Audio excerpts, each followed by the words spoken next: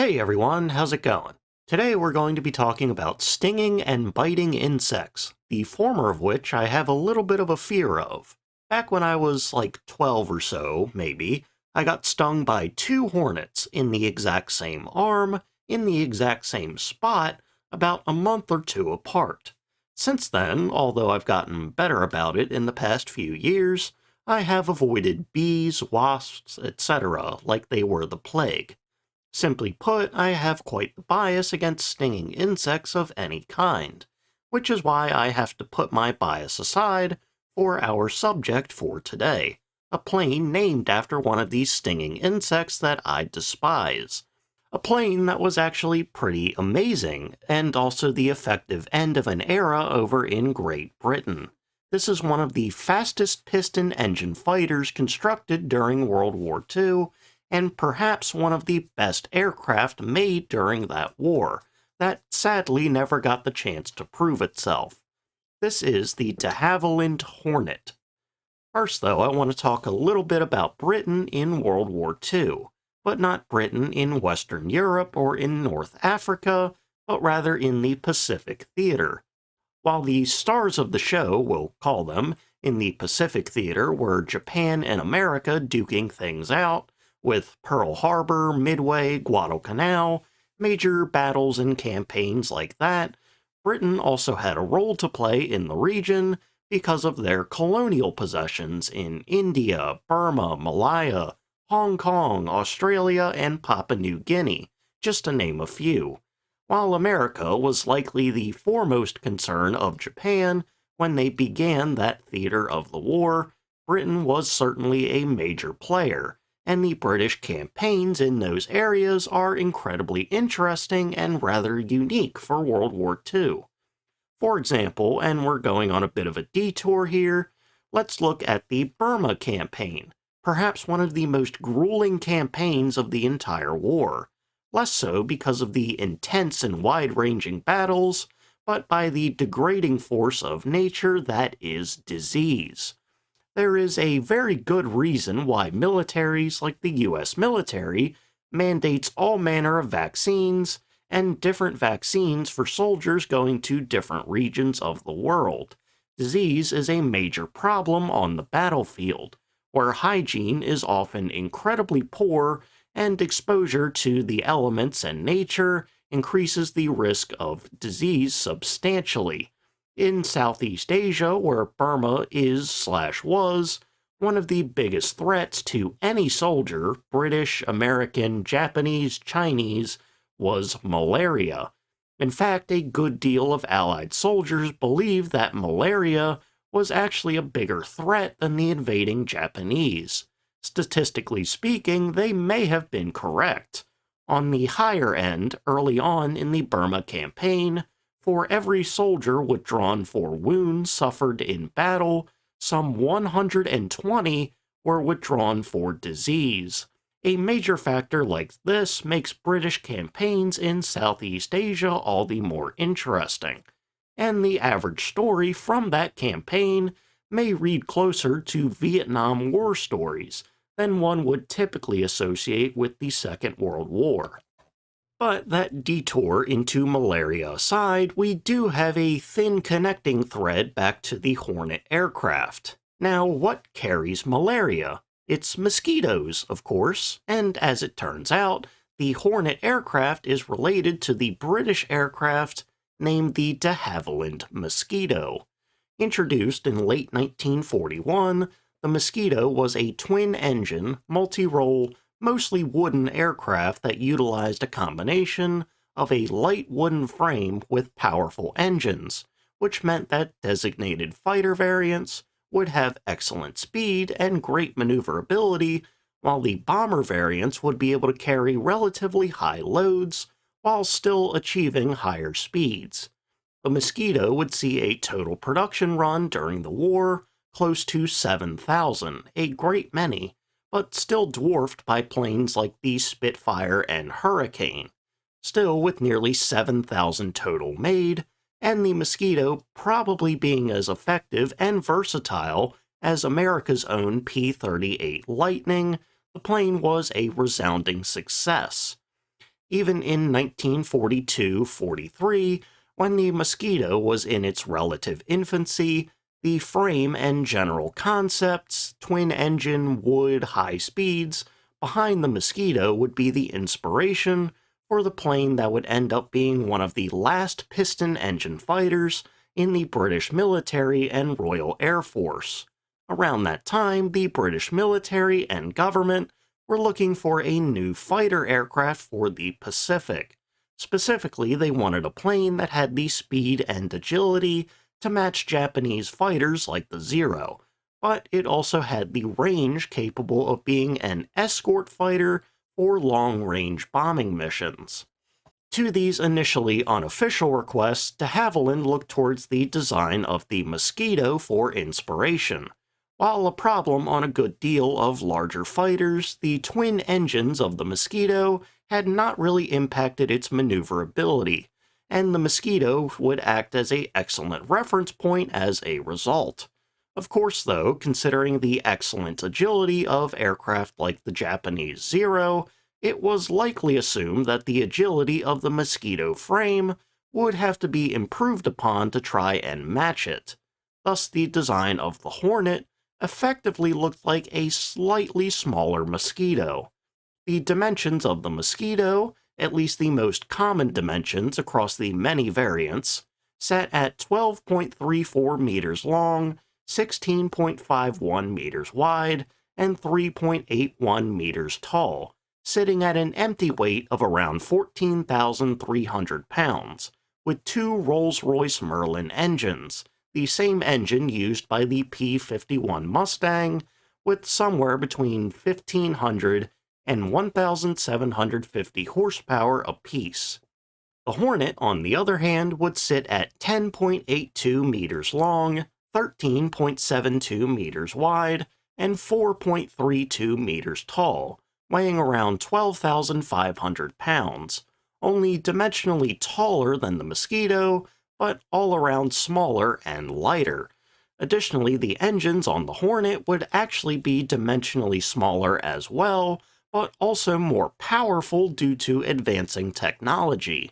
Also using Rolls-Royce Merlin engines, but updated variants, each engine had 2,060 horsepower apiece, at least a 300 horsepower boost over the Mosquito.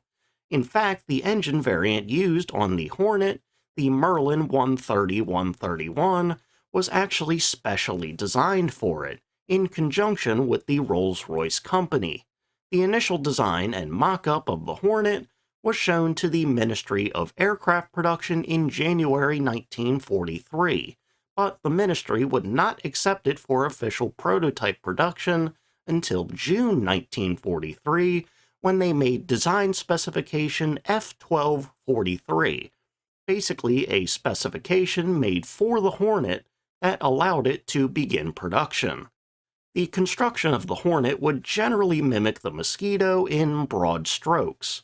Like the Mosquito, the fuselage was built out of two large wooden hull pieces, effectively two vertically sliced halves of fuselage that would be pressed together and held together with clamps. The wood was largely balsa, with stronger spruce reinforcing more sensitive areas. The wood would be held together with a combination of adhesive, later called aerolite, and small brass wood screws. The all-wood, shell-based construction methods of both the Hornet and Mosquito made construction of the frame rather quick and easy. The wings would be of mixed construction, with the top half being made of birch and or balsa plywood, and the bottom half being made of an aluminum alloy called alclad. Where the Hornet differed from the Mosquito here was that the lower metal section was not screwed into the wooden frame, but rather glued there with a new adhesive called Redux. Additionally, because of the projected increase in performance, the Hornet's wings were further reinforced to withstand higher G-forces. They were also a little bit thinner, drawing upon experiences and knowledge gained from fighters like the Mustang and the Hawker Tempest. Thus, overall, The body design of the Hornet was quite thin all around. The fuselage was very thin, and the wings were wide but also thin. For the armament, the Hornet was actually a bit lighter and less powerful than the Mosquito, but for all intents and purposes, it was still quite strong. While the Mosquito would have 8 total guns, all in the nose, 4 20mm cannons, and 4 303 machine guns, the Hornet's armament of 4 20mm cannons would still be quite enough for the escort and fighter missions it was envisioned for. Plus, with it being an escort fighter, 4 extra guns is added weight that could be carrying fuel, so you have to weigh your options, no pun intended.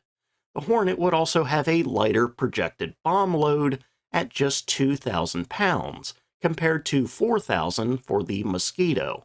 But considering that the Hornet was built as a fighter first and foremost, this ability to carry bombs was more of a luxury, and in its escort role, these bombs located under wing would be replaced with drop tanks for added range. 13 months after the green light for prototype construction was given by the military, the first Hornet prototype was in the air, which is a rather impressive turnaround from design to flight. Something rather similar like the P-38 took about 23 months from design to first flight, so the Hornet was about half that. They did also have the advantage that the Hornet was largely based on the Mosquito, but still the design wasn't exactly the same. When the Hornet took to the air, the results were actually spectacular. For once on this channel, we have a plane that immediately worked incredibly well, with very few flaws. The handling was reported to be light and easy, overall excellent. The rate of climb was fantastic, and the plane managed a top speed of 485 miles an hour, a speed that, without the plane being exclusively designed for top speed, like having clipped wings and whatnot, was effectively only matched by Germany's late war superplane, the Do-335.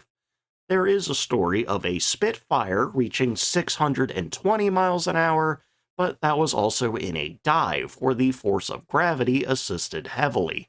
The Hornet hit its speed in level flight. Additionally, that top speed was matched by outstanding range. In a later flight test with 2 200-gallon drop tanks, the Hornet managed a range of 2,500 miles at a speed of 340 miles an hour. The Hornet also had a service ceiling upwards of 41,000 feet.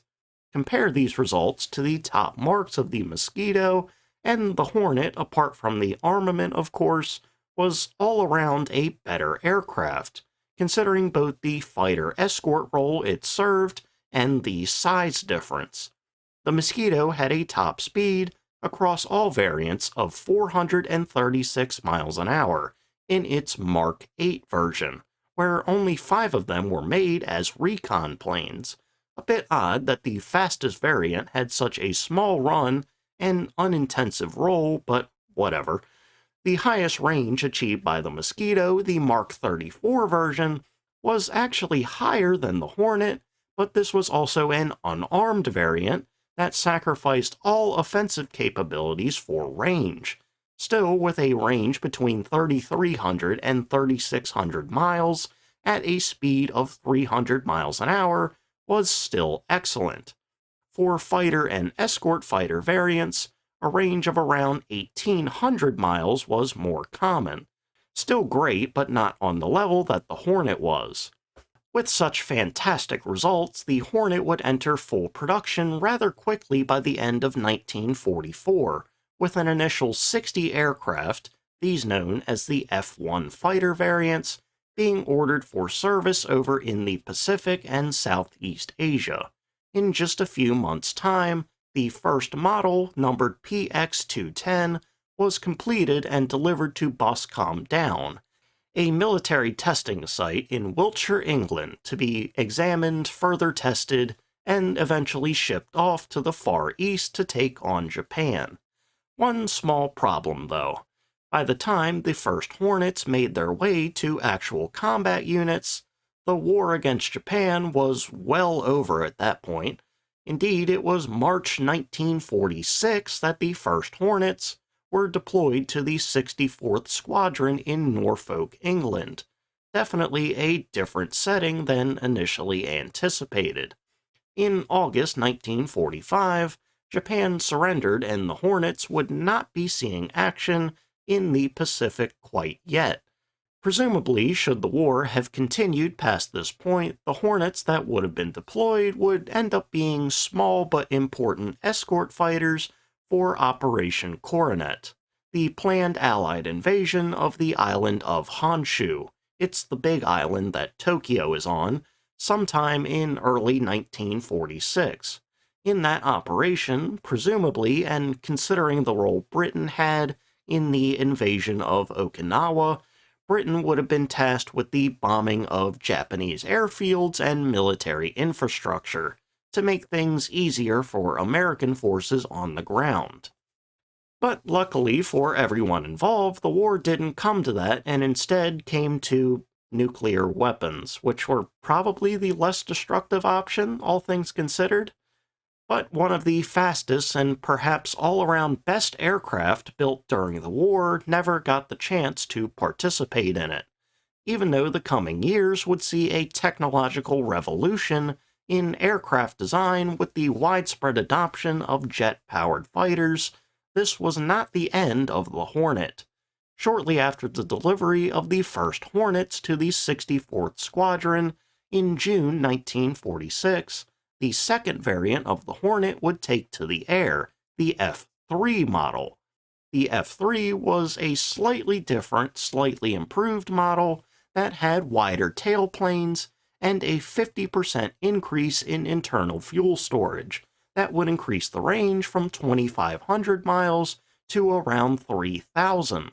This increase in fuel capacity was offset by a small decrease in top speed, but still a top speed of 472 miles an hour for a piston engine escort fighter was absolutely fantastic. And despite this fantastic performance, neither the F-1 nor the F-3 would ever actually participate in direct conflict, despite being in service up until 1956. In fact, the total 192 fighter variant Hornets made participated in far, far more races and record-attempting flights than they would ever fly combat or even potential combat missions. Because of its fantastic performance, the Hornet appeared in quite a few air races and shows. In the late 1940s and in 1949, the same Hornet aircraft would set the same record, twice, in the span of just a few days. On September 15, 1949, a British pilot named H. Peebles, which might be my favorite name I've ever heard because I'm a child, would fly a Hornet from Bovington, located in the south of the UK, to Gibraltar, located just south of Spain's southern border. In this flight, he would average 357.57 miles an hour, setting a new point-to-point average speed record. Not to be outdone, flying the opposite route, British pilot C.P. Carver, a much less hilarious name, decimated Peebles' record with an average speed of 435.87 miles an hour, yet again setting a new record. There was one specific incident, though, that the Hornet would be dispatched for a mission that potentially involved combat. On July 23, 1954, a civilian C-54 Skymaster, flown by a British pilot, was attacked by the People's Liberation Army Air Force, the Air Force of China. In response to the attack, 2 Hornets flew out to where the C-54 was ditched into the sea and flew above for a couple hours, looking for survivors and presumably providing aerial defense. These planes would never come to blows, though. The Hornet would fly for the last recorded time in 1955, and by 1956, they had all been replaced by de Havilland Vampire jet fighters. But there is one last part of the Hornet to talk about, and that is the carrier variant known as the Sea Hornet. Not that creative a name, but we'll let it slide. In 1944, the British military released specification N544, calling specifically for de Havilland to make a carrier-based version of the Hornet. Considering the excellent speed and control that the Hornet offered, this made perfect sense. Plus, as the Hornet was to be used in the Pacific Theater, where carriers ruled as kings, not putting this superplane on British carriers would be a borderline criminal offense. Rather little would be different between the land-based and carrier-based versions, other than the few things necessary for carrier service, which included a tailhook and altered landing gear that absorbed shock better than the original landing gear. While these modifications were few, they did end up resulting in a weight increase of 550 pounds. Not terribly significant on a plane that weighed around 12,500 pounds, but it did result in a top speed decrease down to 467 miles an hour. Still a great top speed, actually, but a decrease nonetheless. Sadly, though, the Sea Hornet across three variants, the Mark 20 Fighter, Mark 21 Night Fighter, and Mark 22 Photo Recon, 174 frames across three variants, did rather little than sit on some carriers and act as training and practice aircraft. There would be no recorded engagements, or missions potentially involving enemy engagement. Inevitably, like the standard Hornets, the Sea Hornets would be retired by 1955, with the last of them serving reserve duties in Malta. Even sadder is the fact that, as of today, no Hornet or Sea Hornet aircraft exist. As of 2017, there is one undergoing repairs and restoration in New Zealand, but I do not know where that effort currently is, or if it's still even going. But despite the fact that the Hornet and Sea Hornet had a rather disappointing career, considering the potential it had as a fighter or escort fighter, I do think that a strong argument could be made that across all fighter aircraft made during the war, the Hornet can be considered one of, if not the best.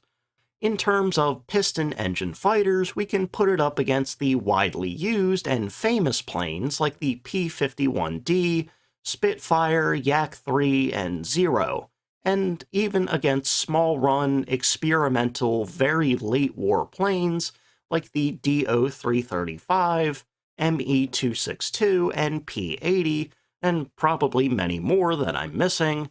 I think, considering all these specifications, the Hornet may have been the most well-balanced and versatile.